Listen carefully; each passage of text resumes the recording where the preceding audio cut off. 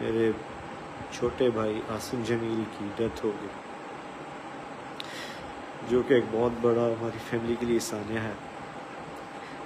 لیکن اس تکلیف کی حالت میں بھی مجھے میڈیا پہ اس لیے حاضر ہونا پڑا کہ بہت سی نگیٹو خبریں، مختلف خبریں، غلط خبریں میڈیا پر چلائی جا رہی ہیں۔ میں ان کی وضاحت کے لیے حاضر ہوا ہوں کہ میرے بھائی عاصم جمیل بچپن سے شدید ڈپریشن کے مریض تھے، اور پچھلے 6 ماہ سے ان کو ان کی بیماری کی شدت کی وجہ سے الیکٹرک شاک لگائے جا رہے تھے تاکہ ان کی ڈپریشن کو، ان کی بیماری کو کنٹرول کیا جا سکے، لیکن اس کے باوجود بھی ان کو افاقہ نہ ہوا۔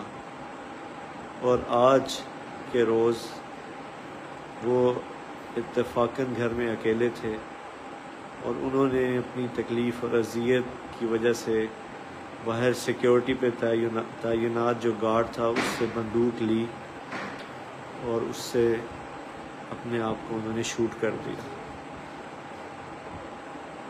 انا للہ و انا الیہ راجعون۔ اس کے علاوہ جتنی بھی بات کی جا رہی کوئی دشمنی تھی، کسی نے حملہ کیا۔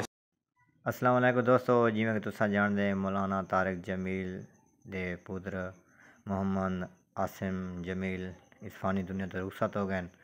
اللہ پاک انہاں کو جنت الفردوس میں اعلیٰ مقام عطا فرمائے۔